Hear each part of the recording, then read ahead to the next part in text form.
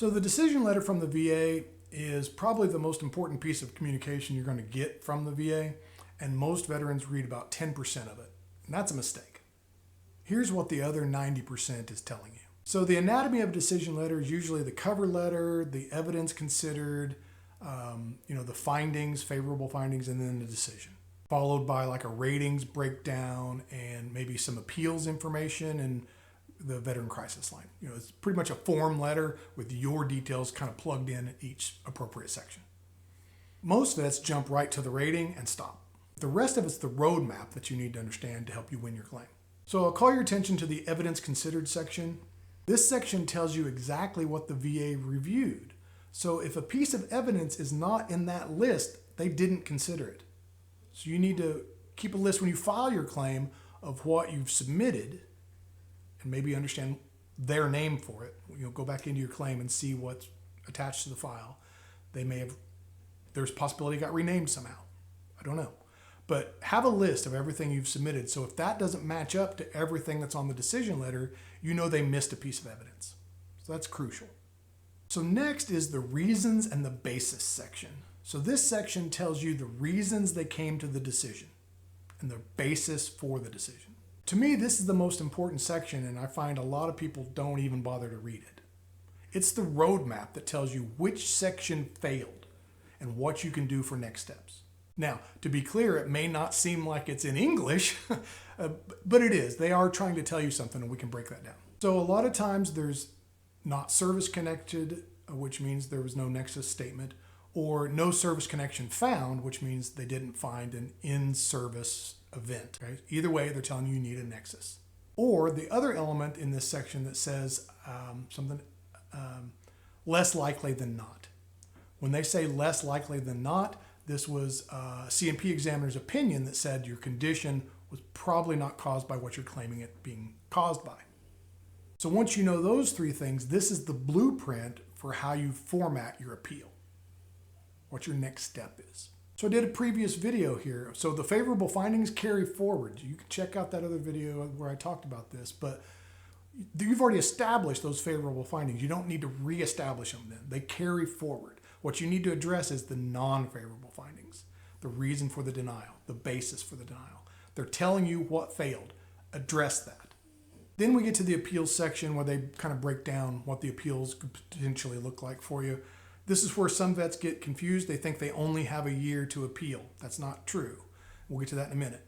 But they break down the HLR, the higher level review, the supplemental claim lane, and the Board of Veterans Appeals. So you've got basically after every claim, you've got three options. What they're telling you there is you've got a year to appeal it and keep your back pay alive. So in other words, if you get a decision, I'm filming this on May 16th. So if you get a decision on May 16th of 2026, you've got until May 15th of 2027 to get that appeal filed. Now, say you filed the claim originally in January. So what you're doing there is you're keeping all of that back pay alive if you win the claim. So even after that year expires, you can still file the appeal. You just have forfeited the back pay.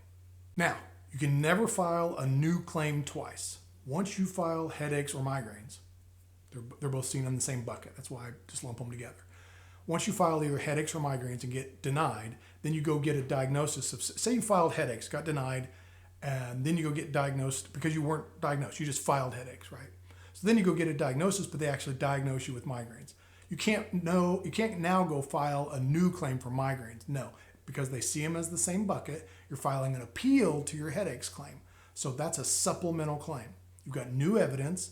What you're doing is you're supplementing your original claim with new evidence. That's why they call it a supplemental claim, right? So it's an appeal. But you can never file the new claim twice. You're just supplementing it with new information. You keep adding to that till you win it. That's why reading those favorable findings and then the reasons for the denial is the roadmap, because you're just supplementing that claim. You're addressing every point by point as they give it to you. You're knocking them out. That's what a supplemental claim does for you. You've got to have new evidence because you're supplementing your original claim.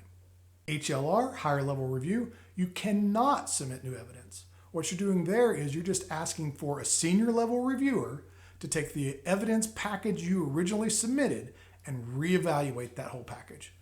everything you've submitted from the day you started the first claim, the new claim, first time, to all of the supplemental information that you provided to it. You're asking a higher level reviewer, a senior level DRO, to re-review that entire claim package because they either made a mistake or they failed in their duty to assist. So a CUE is a Q, clear unmistakable error, or a DTA, duty to assist. And I did a video on that previously. Check that out. And then the BVA, the Board of Veterans Appeals, that's usually the longest timeline. Usually you've probably got an attorney or some sort of representation involved. It goes before a judge or a panel of judges. This is the longest timeline. Chances are you don't want to be in that timeline. But I would say if you've got a decision letter and it's mapping out what you need and you need a key piece of evidence that I can help with, I've got the link below. You can get scheduled up with me. We can break it out, break it down, see if we're a good fit, and go from there. All right, thanks for watching.